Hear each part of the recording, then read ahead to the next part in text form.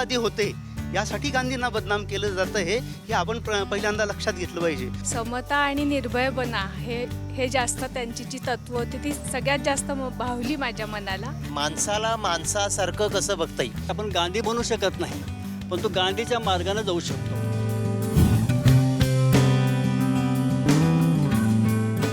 मुद्द्याचं बोला या कार्यक्रमात मी संजय आवटे तुमचं स्वागत करतो. आज मी आलो आहे वाईमध्ये आणि वाईमध्ये महाराष्ट्र दिनाच्या पूर्वसंध्येला एक व्हॉट्सॲप ग्रुप आहे, गांधी नोईंग गांधीजम चांगला विचार समूह. त्या लोकांचं सगळ्या सदस्यांचं संमेलन आहे. त्या संमेलनाच्या निमित्तानं जी चर्चा सुरू आहे ती चर्चा फार महत्त्वाची आहे. एक म्हणजे गांधी किती समकालीन, आत्ता गांधींच्या विचारांचं नक्की काय करायला पाहिजे, गांधींच्या वाटेवरून चालायचं म्हणजे नक्की काय करायचं. ज्याप्रमाणे गांधी विचार प्रभावी आहे त्याचप्रमाणे गांधींना मारणाऱ्याचं सुद्धा समर्थन करावं अशा प्रकारचा विखार, त्याचं बळ तेवढंच वाढतं आहे. अशावेळी आपण काय केलं पाहिजे. गांधींचा विचार हा समाजकारणाचा, राजकारणाचा असा एक पूर्ण कॉम्प्रिहेन्सिव्ह सर्वंकष विचार कसा आहे अशी चर्चा मंडळी करतायत. आणि केवळ चर्चा करत नाहीत, सगळ्यात महत्त्वाचं म्हणजे ही चर्चा करत असताना कशा प्रकारचे बदल आपल्याला करता येतील, कृती कार्यक्रम काय आखता येईल, ही चर्चा फारच महत्त्वाची आहे. निलेश माझ्यासोबत आहे. निलेश हा या सगळ्या चळवळीचा एका अर्थानं शिलेदार आहे, बिनीचा शिलेदार आहे. तो बऱ्यापैकी सगळं नियोजन करतो आहे. मला एक सांगा निलेश, की मुळामध्ये गांधी विचार महत्त्वाचा आहे वगैरे इथपर्यंत आपण आलो, पण कृती कार्यक्रम काय, व्हॉट नेक्स्ट? हां, ज्यावेळेस आम्ही गांधी विचार समजून घेत होतो त्यावेळेस आम्हाला त्यातला कृतिशील गांधी खूप जास्त भावला. म्हणून आम्ही काहीतरी ॲक्च्युअल लेवलमध्ये केलं पाहिजे, फक्त व्हर्च्युअल वर्ल्डमध्ये हे ग्रुप न राहता. त्यासाठी आम्ही बरेचसे उपक्रम केले. त्यात पहिला म्हणजे शिक्षणासाठी केलं आम्ही स्कूल किटचा एक कार्यक्रम राबवला. त्यामुळे आम्ही एक स्कूल बॅग आणि त्याचं शालेय साहित्य काही विद्यार्थ्यांना आम्ही देत असतो की एक वर्षभर त्यांना ते पुरेल आणि त्यांना शाळेची शिक्षणाची आवड लागेल. जे ॲक्च्युली इकॉनॉमिकल बॅकग्राऊंडचे मुलं आहेत जवळचे गरीब वगैरे त्या विद्यार्थ्यांनाच आम्ही ती स्कूल किट दिलेली. आतापर्यंत 300च्या प्लस स्कूल किट आम्ही वाटलेले आहेत. आणि मुख्य म्हणजे आम्ही 2 वर्षापूर्वी तो उपक्रम चालू केला. वेगळ्या गोष्टींविषयी आपल्याला कळावं लागलं. फक्त म्हणजे आजचे, कालचे आणि उद्याचे संदर्भ घेऊन काही आपल्याला कृतिशील कार्यक्रम किंवा माहिती कळली पाहिजे लोकांना, ह्यासाठी आम्ही व्याख्यानमालांचं आयोजित केलं. त्यामुळे आतापर्यंत 8 प्रकारचे व्याख्यानमाला आम्ही आयोजित केले आहेत. पहिली व्याख्यानमाला आमची होती गांधी आंबेडकर समजून घेण्याची, जे एकमेकांना पूरक आहे. ते रमेश ओझांनी सादर केलं. नंतर आम्ही पर्यावरणावर घेतलेली आहे, ती उदय गायकवाड यांनी सादर केली. नंतर आणखीन एक पर्यावरणाचीच घेतली की जे हडपसरचे PB शितोळे सर आहेत त्यांनी घेतली होती. त्यानंतर आम्ही शिक्षणावर घेतलं होतं, ते मिलिंद वाघ नाशिकचे आणि राम ताकोले सर यांनी ते समजून सांगितलं. आरोग्यावर एक घेतली, जे अरुण गद्रेंनी घेतलं. नंतर तुषार गांधी सरांचं आम्ही एक व्याख्यान घेतलं. त्यानंतर कालिंदीताईंचं आम्ही ऐसे जीवनाची काळ म्हणून असं एक विनोबा भावेंच्यावर एक व्याख्यान आयोजित केलं होतं. आणि नंतर विशंभर चौधरी सरांचं पण एक गांधी आजच्या संदर्भात हे असे वेगवेगळ्या प्रकारचे व्याख्यान घेतले होते की त्यामुळे आजचे प्रॉब्लेम पण लोकांना कळावे, आजच्या प्रॉब्लेममधलं काय सोल्युशन आहे, त्याकडे काय करता येईल ही लोकांना कळावं, हा आमचा बरोबर. एकूण हा विचार म्हणून फार महत्त्वाचा आहे. पण एक बघा, म्हणजे एकीकडे ज्या प्रमाणामध्ये गांधी महत्त्वाचे असं आपण म्हणतो आहोत, त्याच प्रमाणात त्याच्याहून अधिक पटींनी गांधींना बदनाम करण्याची मोहीम तीव्रपणे सुरू आहे. अशावेळी काय काय करायला पाहिजे. गांधींना बदनाम का केलं जातं हे अगोदर आपण समजून घेतलं पाहिजे. या देशामध्ये गांधींनी लोकशाही आणली, बहुजनांची लोकशाही आणली, ती प्रस्थापित केली. ह्यात मोठं श्रेय गांधींनाच द्यावं लागेल. गांधींच्या बरोबर नेहरू आणि आंबेडकर ह्यांचंही श्रेय नाकारता येणार नाही. गांधी राजकारणात येण्याच्या अगोदर जी काँग्रेस होती त्याच्यात प्रतिनिधित्व उच्चवर्णीय, उच्च शिक्षित लोक करत होते. परंतु गांधी आल्यानंतर त्यांनी असे कार्यक्रम आयोजन केलेत की स्त्रिया अगदी बॅरिस्टरपासून अगदी अडाणी माणसापर्यंत, उच्चवर्णीयापासून अगदी शूद्र, अगदी तळागाळातल्या माणसापर्यंत सर्वांना त्यांनी चळवळीत आणलं. आणि अशा प्रकारे त्यांनी सूचित केलं की या रे बाबांनो, ह्या देशाच्या सत्तेमध्ये तुमचाही वाटा आहे, असं त्यांनी एक प्रकारे सूचित केलं. सगळ्यांना त्या प्रवाहामध्ये आणलं. तोपर्यंत इथला बहुजन समाज हा राजसत्ता कोणाची आहे याबद्दल अनभिज्ञ असायचा. आणि अशा प्रकारे खरे तर गांधी बहुजनवादी होते. हा बहुजनवादी गांधी कोणीही अलीकडे मांडत नाही. तर गांधींना बदनाम यासाठी केलं आहे की गांधी हे बहुजनवादी होते, यासाठी गांधींना बदनाम केलं जातं हे आपण पहिल्यांदा लक्षात घेतलं पाहिजे. या देशातली लोकशाही बुडवायची असेल, ज्यांना बुडवावी लागेल त्यांना पहिल्यांदा लोकशाहीबद्दल तिरस्कार निर्माण करावा लागेल. लोकशाहीचे जे 3 स्तंभ आहेत त्यांच्याबद्दल अनादर निर्माण करावा लागेल. लोकशाही प्रस्थापित करणारे जे नेते आहेत त्यांच्याबद्दल अनादर निर्माण करावा लागेल. हे त्यांचं सूत्र असल्यामुळे ते गांधींना बदनाम अनेक प्रकारे बदनाम करतात. खोट्या नाट्या त्यांच्यावर आरोप करतात. त्यांचे अपूर्ण संदर्भात विना माहिती प्रस्तुत केली जाते. हे आपण लक्षात घेतलं तर गांधींची बदनामी का केली जाते हे आपल्याला समजू शकेल. त्याला उत्तर देता येणं पण शक्य आहे. मगाशी जो उल्लेख केला की मुळामध्ये गांधींकडे वळण्याची प्रत्येकाची आपापली कारणं असतात. तुमचं कारण काय आहे? मला गांधीजींबद्दलचं सगळ्यात महत्त्वाचं आदर वाटलेलं हे म्हणजे त्यांच्यातल्या समता आणि निर्भयपणा हे जास्त त्यांची जी तत्त्व होती ती सगळ्यात जास्त भावली माझ्या मनाला. आणि दुसरं म्हणजे त्यांच्या सगळ्या चळवळींमध्ये स्त्रिया कधीही मागे नव्हत्या. त्या प्रत्येक चळवळीत मोठ्या प्रमाणात स्त्रियांचा सहभाग होता. हे मला सगळ्यात जास्त त्यांचं भावलं. आणि आजच्याही काळामध्ये कुठल्याही व्यक्तीविरुद्ध आपण विरोधात न जाता ज्या प्रवृत्ती त्या मागे आहेत त्याकडे आपण जायला हवं. हा पण त्यांचा जो महत्त्वाचा विचार होता. सत्याग्रहाच्या बाबतीत किंवा जे लढे त्यांनी केले ते कुठेही एखाद्या विशिष्ट व्यक्तीला विरोध न करता त्यामागचा जो विचार आहे त्याला विरोध करा. हे जे आत्ताच्या काळात धुसर काय नाहीसंच होत चाललं आहे ते गांधीजींच्या बाबतीतलं मला अगदी प्रत्येकाला गांधींबद्दल काही एक संदीप आपल्यासोबत आहे. संदीप पितलिया, काय तुम्ही कसं बघताय? मूळतः हा ग्रुप मी सांगलीहून आलो आहे. हा ग्रुप जॉईन करायच्या पहिले द्वेषावर आधारित काही संघटना यांना जवळून बघितलं मी. पण इथं आल्यानंतर साधारण म्हणजे माणसाला माणसासारखं कसं बघता येईल ही बेसिक फिलॉसॉफी जी आहे, ज्याला गांधीजम म्हणू आपण. मी गांधीवाद असं नाही, एक माणसाला माणूस म्हणून कसं बघता येईल हे आम्ही जवळून बघतो आहे, ह्याचा अनुभव घेतो आहे. बऱ्याचशा गोष्टी जसे कबीरांचे दोहे, तुकारामांचं हे म्हणजे शेरो शायरी आणि जोक्स हे शेअर न करता नवीन काही गोष्टी शिकतो आहे. आणि हे आचरणात कसं आणता येईल ह्यासाठी आम्ही आत्ता भेटतो आहे. हे फार महत्त्वाचं आहे. मच्छिंद्र गोजमे पण आपल्यासोबत आहेत. एकूण कृतिशीलतेकडे प्रवास केला पाहिजे असं मंडळी म्हणतायत. मच्छिंद्र गोजमे, काय म्हणणं आहे? माझ्या जीवनामध्ये महात्मा गांधी 1969ला आले. 1901 म्हणजे 50 वर्षापूर्वी मी जेव्हा 9वी-10वीमध्ये शिकत होतो आणि महात्मा गांधीच्या जन्मशताब्दीच्या निमित्तानं जी परीक्षा दिली त्याच्यातून जे गांधी मला समजले आणि मला असं लक्षात आलं की आपण गांधी बनू शकत नाही पण तो गांधीच्या मार्गाने जाऊ शकतो. आणि त्या दृष्टिकोनातून तेव्हापासून जो प्रयत्न सुरू केला. मग वेगवेगळ्या संघटनाच्या माध्यमातून प्रवास होत शेवटी की 1984ला ग्रामीण विकास लोकसंस्था म्हणजे महात्मा गांधींना सांगितलं होतं की गावाकडे चला. तर गावाकडे चला कशासाठी म्हटलं होतं? सगळा देश आपला हा गावामध्ये राहतो. गावं सबल बनली तर शहरं सबल बनतील, संपूर्ण राष्ट्र सबल बनेल. म्हणून गावं सबल बनली पाहिजेत. शिवाय आत्ता शहरामध्ये जे काही प्रश्न निर्माण झालेले आहेत या सर्व प्रश्नाचं जे मूळ आहे ते गावामध्ये आहे. त्याच्यामुळे ते गावामध्ये काम केलं पाहिजे. विशेषतः रोजगार निर्मिती केली पाहिजे. शेतीचा विकास झाला पाहिजे. पशूंचा विकास झाला पाहिजे. शिक्षण झालं पाहिजे. महिलांचं सक्षमीकरण झालं पाहिजे. या सर्व दृष्टिकोनातून काम करण्यासाठी म्हणजे आम्ही सुरुवात केली तेव्हापासून आत्तापर्यंत तर त्याच दिशेने आमचा प्रवास चालू आहे. आणि या पद्धतीनं काम केलं तर खऱ्या अर्थानं लोकांना रिलीफ मिळतो असा आमचा अनुभव आहे. हे फार महत्त्वाचं आहे. म्हणजे अनेकदा गांधींचा विचार करताना हा विचार केला जात नाही, पण ग्रामीण विकास आणि शेती याच्या अनुषंगानं गांधींचा विचार करणं फार महत्त्वाचं आहे. ब्रह्मदेव चट्टे आता माझ्यासोबत आहेत. माझे सहकारी आहेत ब्रह्मदेव चट्टे, सकाळ इन्व्हेस्टिगेशन टीममध्ये काम करतात. ब्रह्मदेव चट्टे, शेती आणि गांधी, ग्रामीण विकास आणि गांधी कसं बघताय? मुळामध्ये गांधीजी शिक्षणासाठी परदेशात गेले होते आणि त्यानंतर ते भारतात आले तेव्हा ते देशभर फिरत होते. आणि देशभर फिरत असताना त्यांना एका असाच या नदीच्या किनारी असा एका काठावरती त्यांना एक स्त्री दिसली जी अर्धं लुगडं वाळवत होती आणि अर्धं अंगावर होतं तिच्या. गांधीजींना हे कळलं की ह्या देशाचं गरिबी नेमकी काय आहे आणि म्हणून त्यांनी त्यांच्या सगळ्या म्हणजे स्वतःच्या भौतिक सुखाचा त्याग केला, एक पंचा आणि ते वापरायला सुरुवात केली. म्हणजे गांधीजींना देश हा ग्रामीण पार्श्वभूमी कळली होती. शेतीच्या प्रश्नाला आज तूर डाळीच्या प्रश्न एवढा गंभीर असताना आज 2-2 हजार रुपयाचं 4-4 हजार रुपयाचं हे व्यवस्था तिकीट खरेदी करते एका चित्रपटाचं. हे म्हणजे किती एक विरोधाभास आहे. गांधी ह्या देशात जन्मला आहे, त्यांनी ह्या शेतीचे गावाचे प्रश्न समजून घेतले, लोकांना त्यासाठी वागायला जर सांगितलं. पण आज आपल्याकडे काय होतं आहे तर त्याच्या विरोधाभासाचं काम केलं जातं आहे. मी गांधीजी समजून घ्यायला या ठिकाणी आलो आहे कारण मला गांधीजी शेती प्रश्नामध्ये दिसतात.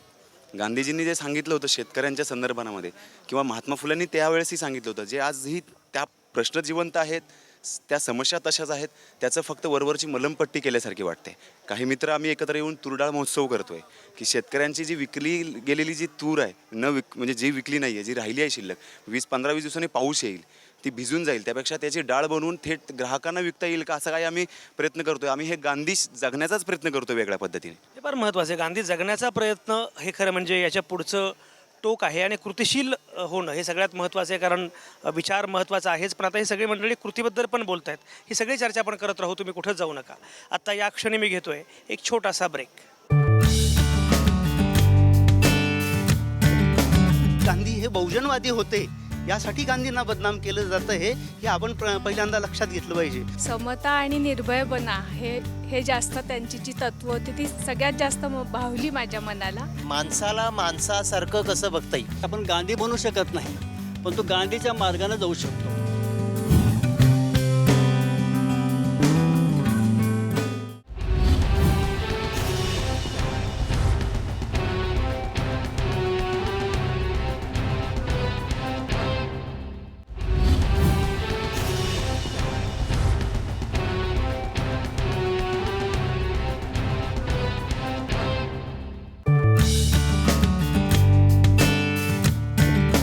गांधी हे बहुजनवादी होते, यासाठी गांधींना बदनाम केलं जातं हे आपण पहिल्यांदा लक्षात घेतलं पाहिजे. समता आणि निर्भयपणा हे जास्त त्यांची जी तत्व होती ती सगळ्यात जास्त भावली माझ्या मनाला. माणसाला माणसासारखं कसं बघता येईल. आपण गांधी बनू शकत नाही, पण तो गांधीच्या मार्गाने जाऊ शकतो.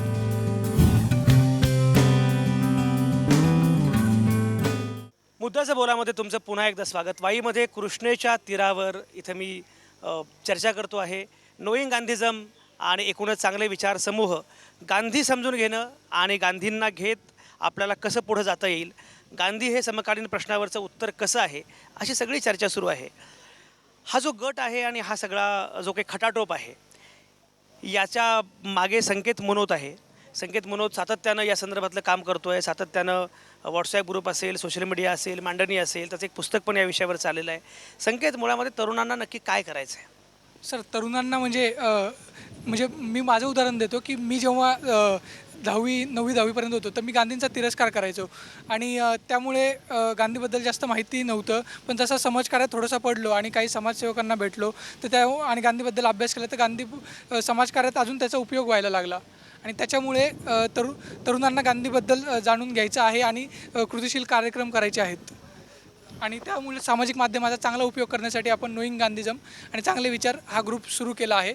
आपण ठिकठिकाणी वेगवेगळ्या गावामध्ये, औरंगाबादमध्ये, मुंबईमध्ये, पुण्यामध्ये आतापर्यंत व्याख्यानं घेत आलो आहोत आणि सोबतच विधायक कृतिशील कार्यक्रम पण आपण करत आहोत. आणि जे कृती कार्यक्रम हा महत्त्वाचा आहेच. तुम्ही मगाशी काहीतरी सांगत होता मला गांधींच्या प्रार्थनेबद्दल, काय?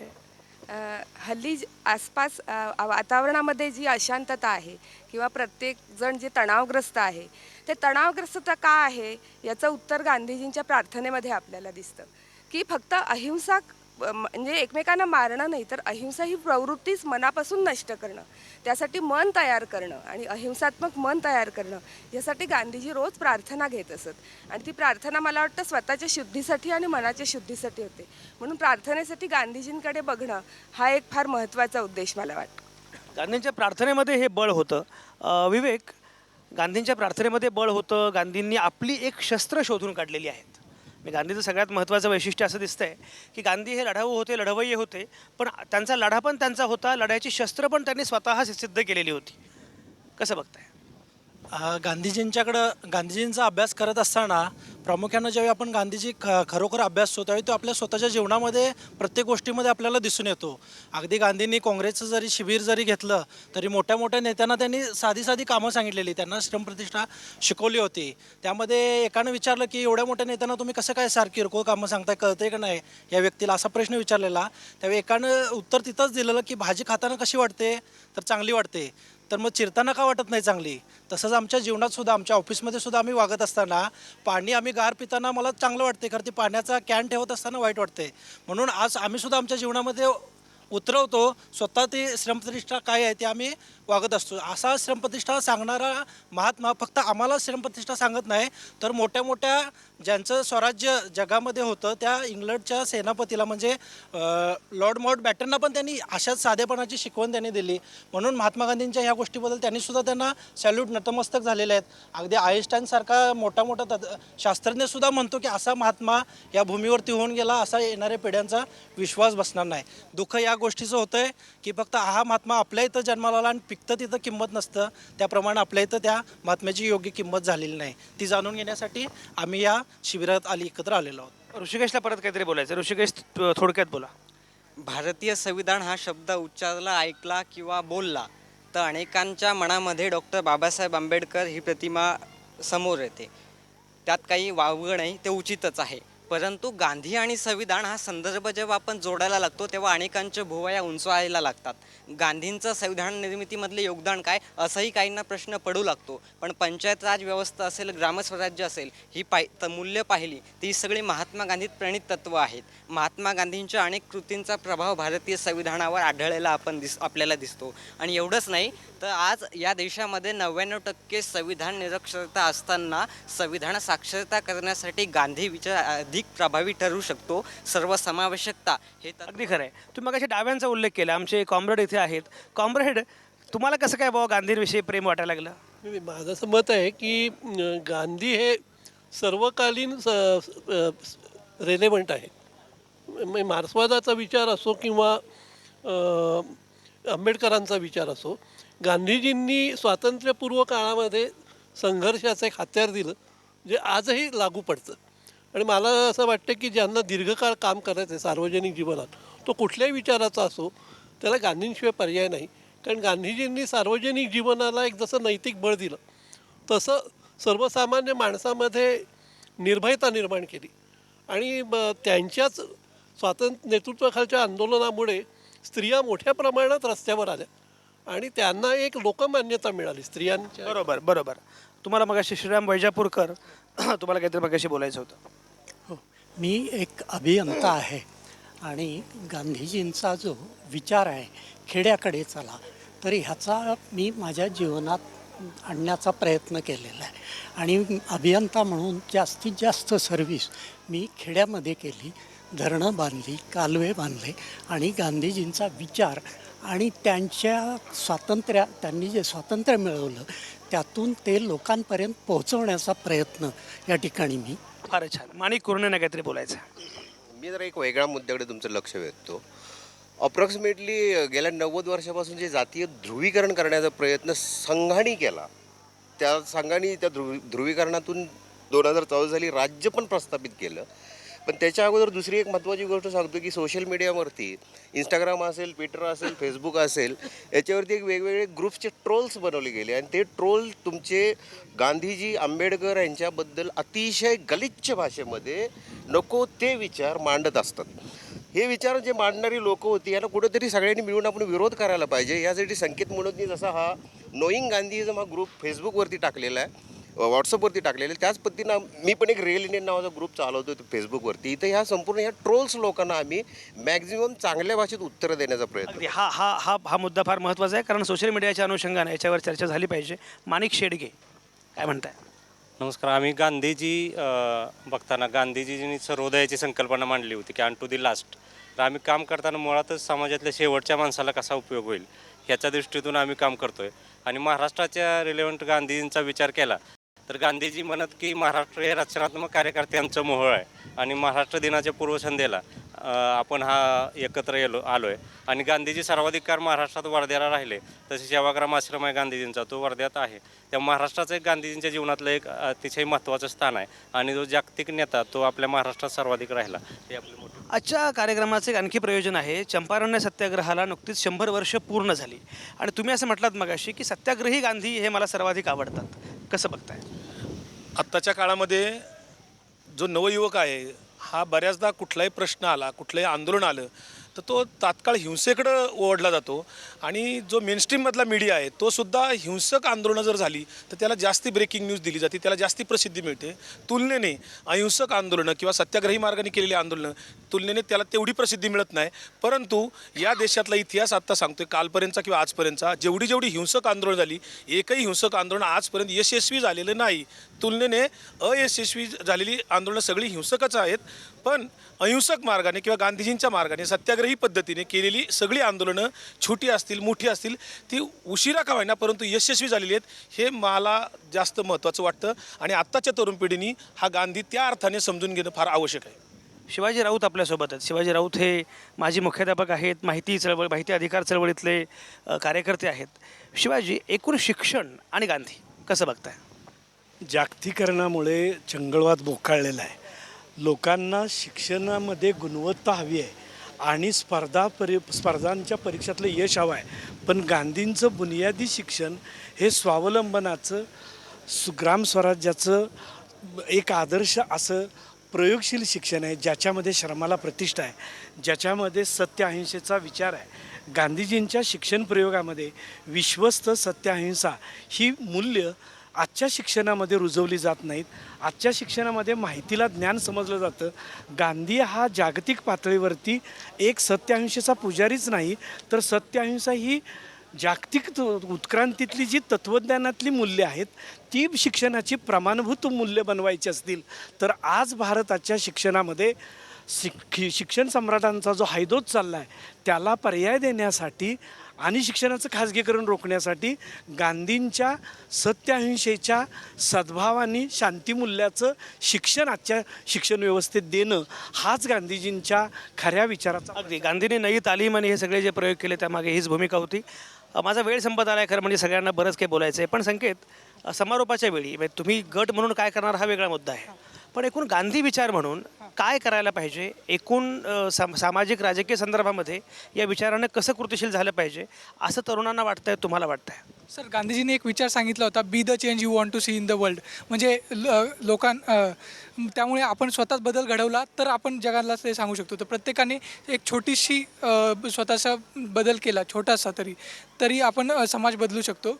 आणि आपल्या गरजा कमी केल्या तर आपण सगळ्यांना पुरेल एवढं पृथ्वीकडे आहे असं गांधींनी म्हटलेलं आहे. तर आपण त्याकडे प्रवास केला पाहिजे. जात, धर्म, पंथ हे सर्व राहतीलच, पण त्यांच्या पुढे जाऊन आपल्याला काम करावं लागेल. आणि तेच हे गांधी विचार सांगतात. आता जग 130 देशामध्ये गांधींचं विद्यापीठ स्थापन झाले आहेत, ते लोक अभ्यास करत आहेत त्याबद्दल.